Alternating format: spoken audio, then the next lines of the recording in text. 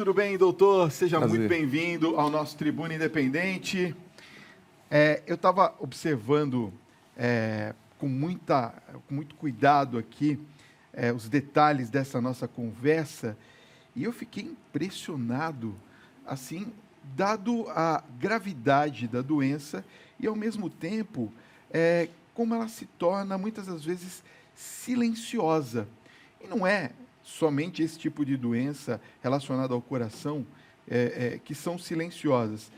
Mas na artéria aorta, ela é a mais grave que nós detectamos? Boa noite. Boa noite. Fábio, muito obrigado por estar aqui e discorrer sobre esse assunto, que é um assunto de suma importância. Como você mesmo já citou, é uma doença silenciosa. E porque é silenciosa, estando num vaso que é o vaso mais importante do corpo, torna-se mais grave. Então, a aorta abdominal a aorta como um todo é um vaso que vai desde o coração até a região da bifurcação ao nível do umbigo, onde ela dá origem aos ramos para os membros inferiores. E nesse trajeto, ela tem uma relação direta com todos os principais órgãos do corpo, pulmão e assim como os órgãos do abdômen, fígado, rins, baço, o intestino como um todo. Então, qualquer doença que acometa esse vaso é uma doença grave. Tá? A dilatação, que é o aneurisma, como a gente conhece, é conceitual. Toda vez que a parede deste vaso calibroso se dilata pelo menos 50% do seu diâmetro original, uma vez e meia o seu diâmetro original, a gente conceitua que houve um aneurisma, uma dilatação aneurismática. E esta dilatação, na sua complicação mais grave, pode evoluir para uma rotura. E a taxa de mortalidade nessa condição é muito alta. Então, por ser uma doença de evolução silenciosa e poder levar ao óbito, na grande parte dos pacientes, quase 50% a 70% dos pacientes que têm essa doença e rompem, não conseguem chegar ao hospital. Então, essa é a importância da entidade. Eu fico até impressionado, porque, na verdade, o senhor estava falando sobre a importância da aorta e a gente observa também algo interessante no que aconteceu com o nosso atual presidente da República, né, na facada que ele recebeu, porque falaram, olha, quase que atingiu a aorta. E a pessoa falou, a aorta lá embaixo? Quer dizer, o senhor esclareceu para a gente, então, que a aorta, ela perpassa por várias partes do nosso corpo, não é isso? Sim. Tanto do tórax até o abdômen. Tá. E aí é somente ao nível do umbigo, mais ou menos para ter uma correlação anatômica, ela se divide em dois ramos, que a gente conhece como artérias ilíacas, até a virilha dos dois lados, passa a dar origem aos vasos para os membros inferiores, as artérias femorais. Então, nesse trajeto, onde é mais frequente que haja a dilatação, é na aorta do abdômen. 80% das dilatações ocorrem aí. A outra parte pode acometer a aorta do tórax e até mesmo a aorta que vem direto do coração, que a gente chama do arco aórtico. Então, esses outros locais onde pode acontecer a dilatação, eles são mais raros, mas não menos graves por si. Quer dizer, se tivesse atingido realmente a aorta abdominal do presidente, ele poderia vir a óbito. Sim. Sem dúvida, né? Eu quero falar um pouquinho sobre a questão das causas desse aneurisma. Mas nós vamos falar daqui a pouquinho. Eu vou pedir para o senhor tomar uma aguinha. Eu vou dar um recadinho e volto já, tá bom? Doutor, eu vi que o senhor trouxe aqui alguns equipamentos. Queria que o senhor explicasse um pouquinho do que se trata para a gente. Pois bem, a minha área de atuação hoje, eu sou cirurgião vascular de formação, mas trabalho basicamente com a área chamada radiologia intervencionista. A radiologia intervencionista é uma especialidade que se firmou a partir da década de 70 nos Estados Unidos, veio para o Brasil após a década de 80 e muitas formas diferentes de tratamento, alternativas à cirurgia convencional, puderam estar disponíveis para que os brasileiros fossem tratados de uma forma diferente. Tá? O aneurisma de aorta é basicamente uma doença que é sabidamente tratada de forma cirúrgica. A cirurgia convencional, clássica, ela tem muitos anos de história e comprovadamente o seu resultado. Porém, para alguns pacientes mais críticos, quer dizer, pacientes com insuficiência renal, coração, história de AVC, são pacientes de alto risco cirúrgico, a taxa de mortalidade de uma cirurgia desse tipo, idosos com mais de 80 anos, é muito alta. Então, a alternativa do uso da radiologia intervencionista vem de encontro à necessidade de salvar vidas em pacientes de alto risco. Então, esse material que eu trouxe para você chama-se endoprótese e é um material relativamente novo, né? Eu queria mostrar aqui para você. Essa daqui é a aorta abdominal e a gente tem aqui o trecho da aorta abdominal. Não sei se está... Mostra para a gente na imagem. Isso. Essa é a aorta abdominal. A vermelhinha, é isso, aqui é a altura do umbigo e todo esse vaso é a aorta do abdômen. Okay. Aqui a gente tem uma relação com os vasos dos rins. Então, por meio desta técnica, é possível, através da virilha, colocar um catéter que vai pela virilha, levando esse material conhecido como endoprótese. Ela vai como um guarda-chuva fechado, e após atingir o seu ponto de adequado para fixação, que seria mais ou menos aqui ao nível das artérias renais, essa prótese é liberada para um lado da perna e para o outro, fazendo um Y invertido, e a gente tem a implantação disso, reconstituindo a passagem do sangue. Deixa eu ver se eu entendi. Essa peça que o senhor está mostrando, dá licença um minutinho de chegar perto aqui. Essa peça que o senhor está mostrando, ela está aqui? Está aqui. Desse tamanho? Desse tamanho. Ela entra através do catéter. Aqui você tem ele parcialmente liberado. Ah, olha aqui, gente. Primeiro estágio. Vocês entenderam, ó? Aqui é a primeira parte dela, ó. Mostra aqui para mim, ó. Tá vendo? Aqui é a primeira parte, ó. Ela vai entrar assim na veia. Sim, na artéria. Na artéria, perdão. Aí, aqui ela está parcialmente aberta. Então, olha só, gente. Abre aqui um pouquinho a imagem só para vocês entenderem, ó. Isso, ó. Ela entra assim. Isso aqui, semi-aberto, está assim, ó. E depois, quando ela estiver completamente aberta, ela fica assim. É isso, doutor? Isso. E veja que ela está reconstituindo o desenho natural da aorta, né? Aqui embaixo, onde tem a bifurcação dos vasos que vão para os membros inferiores.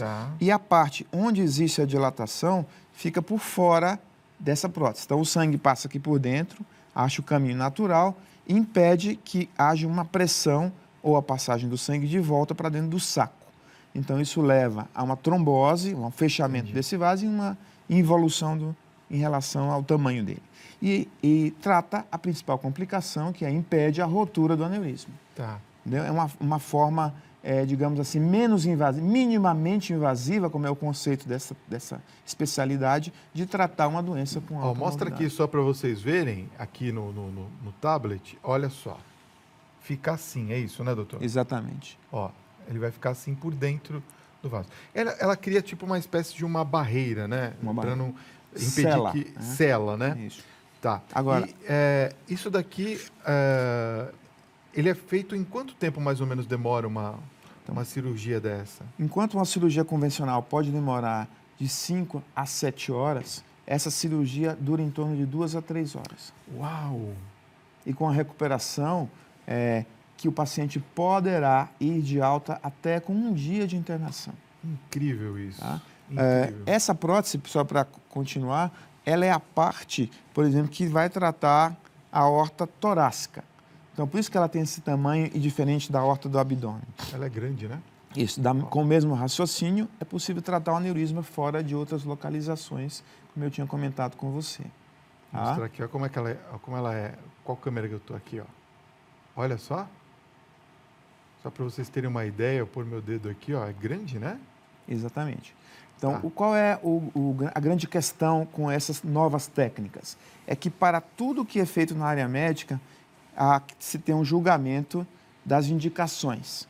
Então, nada na área médica pode ser considerado como uma panaceia, como uma pedra filosofal do tratamento. Então, aqui existem as indicações adequadas, que são justamente os pacientes de alto risco. Por quê? Para um paciente convencional que não tem riscos clínicos, ele poderia se submeter à cirurgia convencional, que é uma costura que é feita por dentro do abdômen aberto, desfazendo a capa aneurismática e reconstruindo uma prótese mais ou menos semelhante como essa, só que costurada por dentro, cirurgicamente. Essa cirurgia tem um tempo de permeabilidade e menores complicações no acompanhamento. Essa que eu falei, que é a endovascular, que é a endoprótese, ela exige que o paciente seja acompanhado periodicamente para que não haja nenhum desvio do caminho normal, que seja da cicatrização interna desse aneurisma. Então, tanto um procedimento quanto o outro, cada um tem os seus nuances, suas vantagens, desvantagens e merece uma consideração caso a caso. E quanto tempo dura uma prótese dessa, doutor? Então, as próteses que existem no mercado hoje, todas são produzidas fora do Brasil, embora hajam indústrias nacionais produzindo essas próteses com um tempo menor de acompanhamento. Tá. Então, o que a gente tem de próteses nacionais, que tem hoje uma qualidade muito boa, mas ainda com um tempo um pouco menor que as que já têm uma tradição no mercado. Então, já existem pacientes com 10 ou 20 anos de uso dessa prótese, alguns com necessidade de uma abordagem, um tratamento adicional para complicações que podem decorrer de vazamentos dessas próteses nas laterais, pontos de fixação. No entanto, com um tratamento secundário dessas pequenas complicações, com um risco de mortalidade bem menor do que uma reabordagem cirúrgica. Entendi. Então, para tudo e para todas as questões, o tratamento endovascular com esse tipo de material veio como um benefício, e não para substituir a cirurgia convencional, mas como um benefício para o paciente que necessita de um menor risco terapêutico. Muito bacana.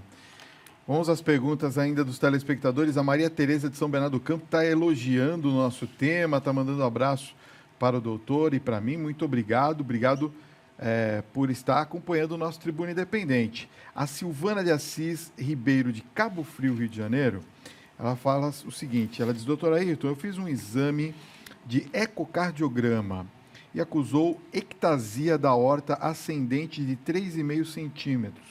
Minha pergunta é, essa ectasia aumenta? Qual é a velocidade desse crescimento e em quanto tempo ela pode se transformar, se é que se transforma, em um aneurisma? Pois é. Excelente pergunta. O termo ectasia, ele não é traduzido como aneurisma, porque para que a gente tenha aneurisma, é aquela que eu falei, 50% do tamanho da aorta original. Sim. No caso da aorta do tórax, que é a aorta ascendente ou arco aórtico, que a gente pode ver um pouco aqui nessa imagem, a gente tem o coração e a saída desse, que a gente chama de arco aórtico, e a aorta torácica, para depois a gente ter o segmento abdominal da aorta em si. Tá. Então, isso que ela está nos falando é uma dilatação ou ectasia dessa região da aorta. Bem do arco próximo ao aórtico, coração. ao né? coração. Tá. Então, nessa topografia, a aorta tem um diâmetro naturalmente maior do que na aorta do abdômen. E a gente vê isso pelas próteses que nós mostramos aqui. Tá? Aqui, até que ela se torne uma dilatação com necessidade de tratamento, o acompanhamento clínico, por meio de imagem, é o que se faz necessário. Não existe um tempo para se dizer assim, vai necessariamente evoluir para uma dilatação aneurismática. Isso não, na literatura não existe nenhum consenso de que uma pessoa que tem uma ectasia vai necessariamente dilatar, mas merece um acompanhamento periódico. Nesse padrão de diâmetro que ela tem de ectasia, a gente aconselha o acompanhamento bianual, tá? E na medida que isso ultrapassar 3,5 para 4, a gente pode oferecer um acompanhamento mais próximo. A partir do tamanho da aorta que seja 50% maior ou atinja em torno de 4 centímetros, 4,5, já existe indicação terapêutica na aorta torácica, e no abdômen a gente considera 5,5. Quer dizer, numa situação dessa, se eu fizer esse acompanhamento, vida normal. Sim. Obviamente que os fatores que eu comentei, que são fatores que podem piorar o processo, Sim. um deles, que é a hipertensão arterial, é o pior de todos. Pacientes com descontrole da pressão arterial e picos hipertensivos de repetição podem levar a uma expansão aguda dessa dilatação e aumentar o risco da rotura. Para as mulheres existe uma observação, que tem sido observado que as mulheres têm aumentado a frequência, a prevalência da dilatação aneurismática por conta do cigarro. Entendi. Então, antigamente as mulheres não fumavam, isso passou a ser um hábito a partir da década de 80, então também trouxe consigo um aumento da incidência do aneurisma nas mulheres. Então, que as mulheres não fumem, porque é sabido que nas mulheres, infelizmente, existe uma gravidade maior e um risco maior de rotura. Até o tratamento se faz, às vezes, num diâmetro menor do que nos homens. Isso que você me perguntou é muito importante, existe um processo de indicação. Até 5,5 centímetros na aorta do abdômen não se trata. É um acompanhamento da evolução. A partir do momento que ele evolui muito rápido, ou ele atinge os 5,5 ou ultrapassa, aí a decisão precisa ser tomada se o paciente vai ser operado, cirurgia convencional, ou tratamento com a endoprótese. Abaixo disso, os pacientes serão acompanhados e orientados. E é um tempo muito importante para que o paciente corrija os maus hábitos, que ele largue o fumo, que ele corrija os desvios da dieta e que ele tenha uma vida mais ativa, um pouco mais de atividade física, nada exagerado, para que o processo não evolua tão rápido. Ou seja, você que está nos acompanhando, o ideal é parar de fumar, Sim. fazer exercícios regularmente, pelo menos uma caminhada, e alimentação, cuidado com a alimentação. Dr. Ayrton Mota Moreira, cirurgião vascular e radiologista intervencionista, muito obrigado pela sua presença nessa noite. Prazer. Foram esclarecimentos incríveis. Quero deixar os seus contatos. Quem quiser saber mais sobre esse assunto, o site está aparecendo no vídeo, www.criep.com.br. Tem um telefone de contatos, 11 São Paulo, 3237 1616, 3237 1616. O Instagram, @criep2016, @criep2016, e o Facebook, @criep.com.br. Parabéns pelo seu trabalho, pelo seu conhecimento, que sempre foi muito bacana e hoje, para nós, foi uma aula de verdade. Obrigado por ter vindo, tá? Um grande abraço para o senhor. Obrigado. Obrigado.